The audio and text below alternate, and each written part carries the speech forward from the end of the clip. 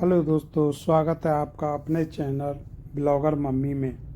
चलिए आज हम आपको ले चलते हैं महारानी लक्ष्मीबाई के किला की ओर। और यह किला बहुत ही भव्य सुंदर बना हुआ है। ये अब तो केवल खंडरों के रूप में रह गया है।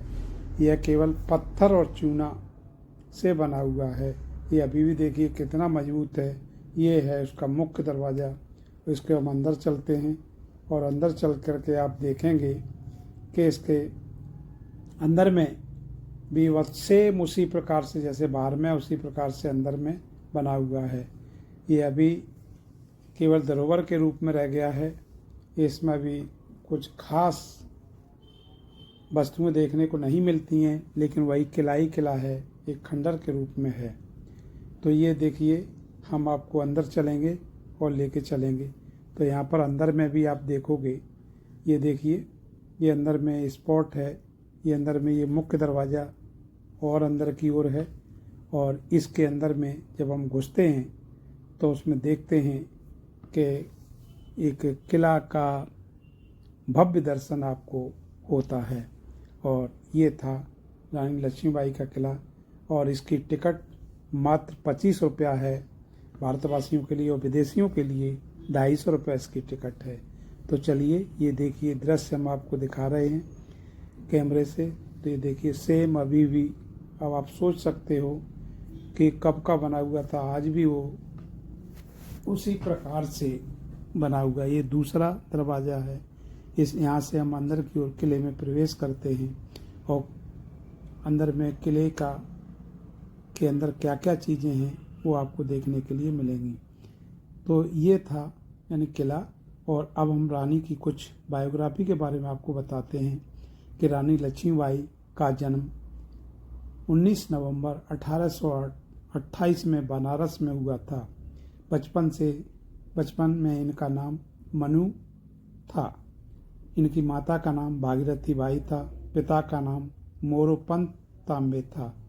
इनकी माता की मृत्यु हो जाने के कारण इनके पिता मनु को अपने साथ पेशावर बाजीराव द्वितीय के दरबार में ले जाने लगे। मनु के बचपन में शास्त्रों की शिक्षा के साथ साथ शस्त्र की शिक्षा भी दी गई। और 1842 में उनका विवाह झांसी के राजा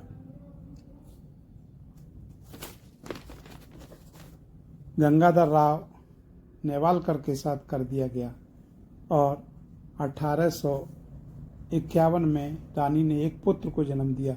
वह केवल 4 माह तक जीवित रहा, उसके बाद मृत्यु हो गई। 1853 में राजा का स्वास्थ्य खराब होने लगा और उन्होंने एक दत्तक पुत्र लेने की सलाह दी। और 21 नवंबर 1853 में राजा गंगाधर राव की मृत्यु हो गई। दत्तक पुत्र का नाम दामोदर था। तो दोस्तों ये थी छोटी सी इनकी बायोग्राफी। और रानी लक्ष्मीबाई 1857 की राजक्रांति की द्वितीय शहीद वीरांगना थी। इन्होंने सिर्फ 29 वर्ष की आयु में अंग्रेज शासकों की सेना से युद्ध किया और रणभूमि में वीर गति को प्राप्त हुई थी। बताया जाता है कि सिर पर तलवार के कारण इनका 18 जून 1858 में शहीद हो गई थी।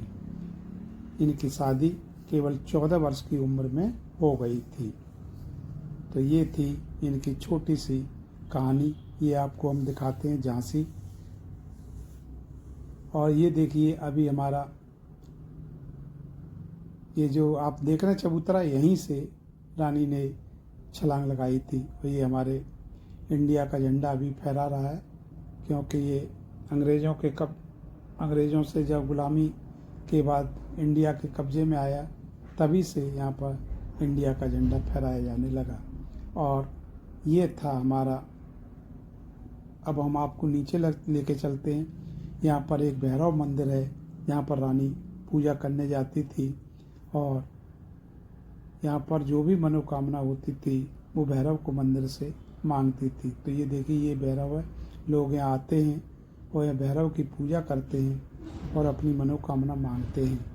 और आज भी लोगों को बचा रखकर रानी की तरह इनकी मनोकामना पूरी होती है। तो ये था भैरव मंदिर। तो अब देखिए, ये देख रहे हैं ना, अब दूसरी तरफ लेके चलते हैं हम आपको। ये देखिए किला है और किले के हर तरफ एक स्पेशल दरवाज़ा है जिसको रानी निगरानी रखती थी कि कि किले पर किसी प्रकार का कोई आक्रमण न कर दे। तो इस तरह से ये आपको देखने के लिए मिलता है कि ये किला अभी भी आपको धरोहर के रूप में रखा गया है और इस पर गवर्नमेंट का कब्जा है और ये सुरक्षित है। अंदर में पुलिस रहती है। और इसके बाद अब हम इसको किले को जब देखते हैं और इसके पास में जब जाते हैं तो देखते हैं कि एक स्पेशल प्रकार की मेन गेट के पास में एक कड़क तोप रखी गई है। ये कड़क तोप बहुत ही लंबी बड़ी है और ये कम से कम 1.5 किलोमीटर की मार करती थी। जब ये चलती थी तो बिजली की तरह ये तोप कड़कती थी, शायद इसलिए इसका नाम कड़क तोप रखा गया है। तो ये थी उस समय की बहुत ही फेमस तोप जिसको हम कड़क तोप के नाम से जानते हैं।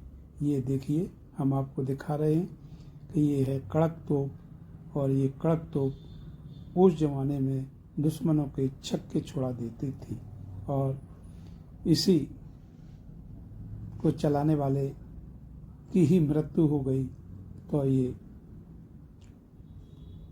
विदेशियों के शासन में चली गई। ये थी कड़क तोप। ये है, देखिए मैं आपको पास से दिखा रहा हूँ, गोला भी रखा हुआ है इसमें।